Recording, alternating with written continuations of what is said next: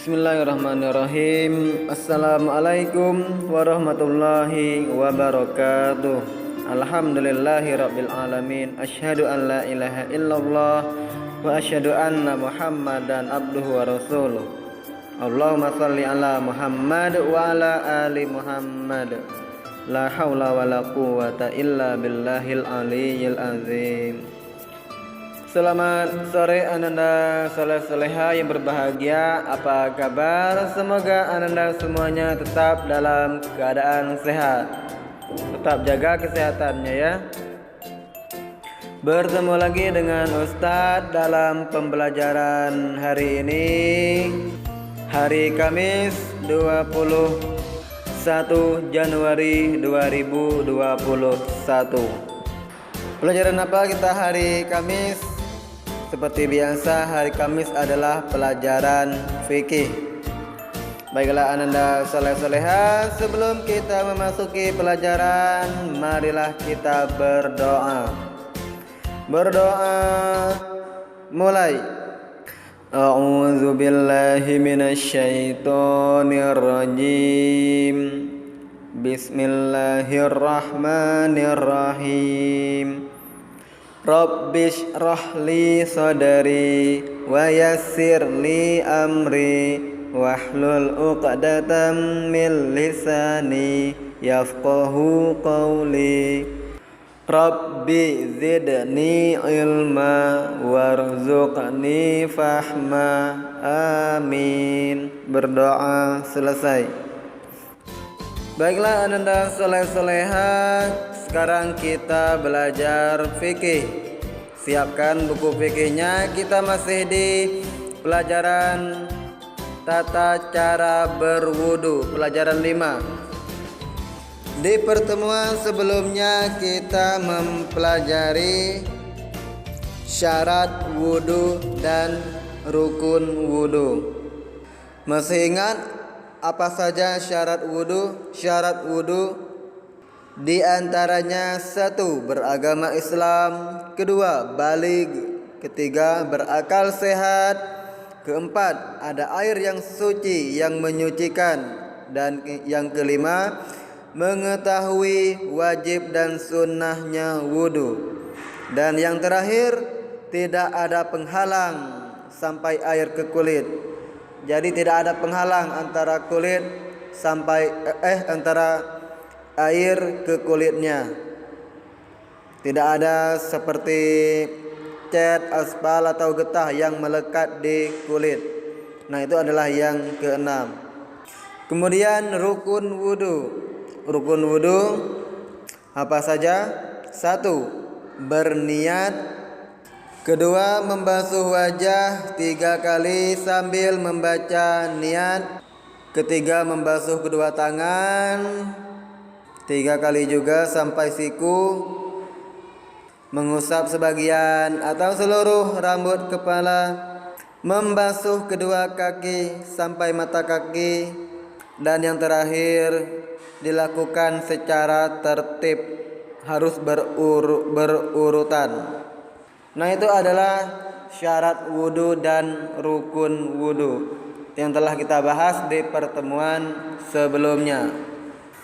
Baiklah Ananda soleh-soleha, sekarang kita masuk ke submateri sunnah wudu. Apa itu sunnah wudu? Sunnah wudu adalah perbuatan yang dilakukan ketika wudu. Sunnah apabila dikerjakan mendapat pahala. Jadi perbuatan yang dilakukan ketika wudu, jika kita melakukan sunnah wudu maka kita akan mendapat pahala. Dan apabila kita meninggalkan sunnah wudu maka kita tidak apa-apa. Wudu kita juga yang kita lakukan tidak batal. Namun lebih baiknya, lebih afdalnya kita harus mengerjakan sunnah wudu.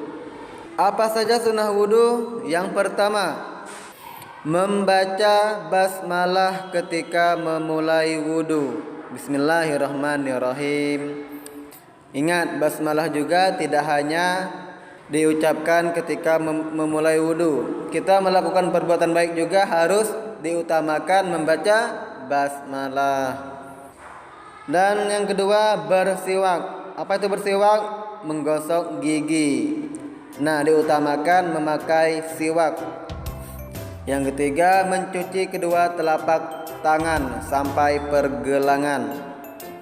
Yang keempat, berkumur-kumur. Yang kelima, membersihkan kedua lubang hidung. Jadi menghirup air melalui hidung ya.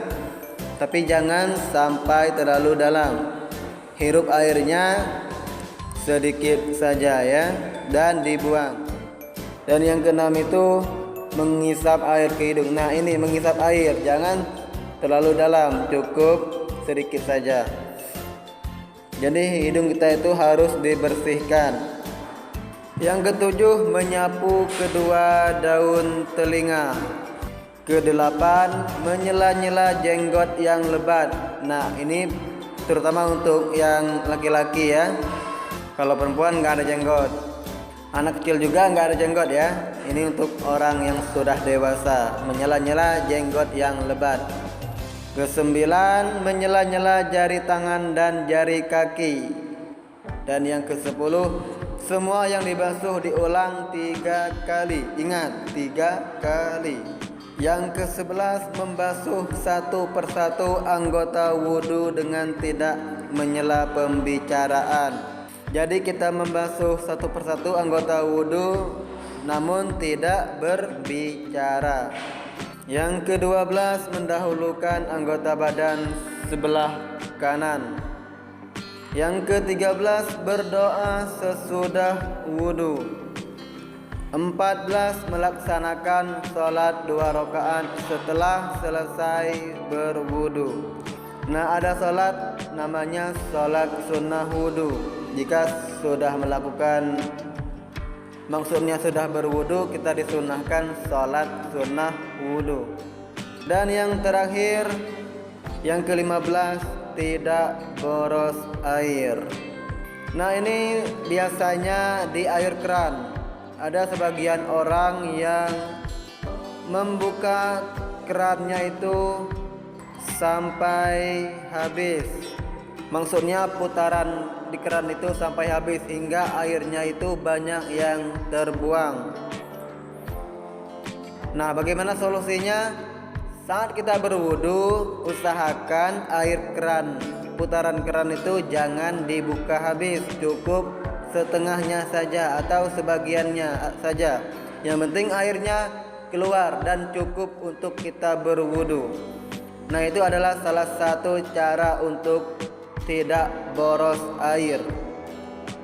Nah, ananda saleh-saleha, kita sudah membacakan ada 15 sunnah wudu.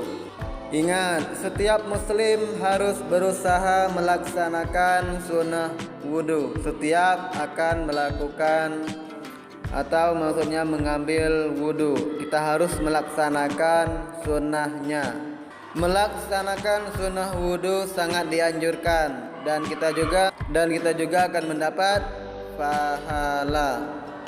Baiklah ananda, selanjutnya bagian yang keempat, perbuatan yang membatalkan wudu. Perbuatan yang membatalkan wudu diantaranya: 1. Keluar angin dari dubur atau disebut kentut. Jadi kentut itu batal ya jika ada keluar angin dari dubur. Apalagi baunya kemana-mana, itu batal ya. Yang kedua, buang air kecil atau besar. Nah, itu batal juga.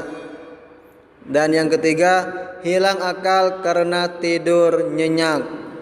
Nah, ini sering terjadi ini, terutama saat salat Jumat, saat sedang mendengarkan khutbah. Ada orang yang tertidur pulas, misalnya sampai ia terbaring, tidur nyenyak, pingsan, gila, mabuk, dan epilepsi. Dan yang keempat, menyentuh kemaluan tanpa memakai alas ya. jadi batal wudunya. Dan yang kelima, yang terakhir, bersentuhan antara laki-laki dan perempuan yang bukan mahram. Nah, ananda soleha itu tadi adalah perbuatan yang membatalkan wudu, dan telah dijelaskan juga sunnah-sunnah wudu. Jadi pelajaran kita hari ini yaitu tentang sunnah wudu dan perbuatan yang membatalkan wudu. Semoga ananda paham apa saja sunnah wudu dan perbuatan yang membatalkan wudu. Baiklah ananda soleh-soleha yang berbahagia, sekian penyampaian Ustaz hari ini. Jika ada salah kata, Ustaz minta maaf, dan kepada Allah Ustaz memohon ampunan. Untuk mengakhiri pertemuan kita hari ini, marilah kita melafazkan hamdalah alhamdulillahi rabbil alamin. Ustaz tutup. Wassalamualaikum warahmatullahi wabarakatuh.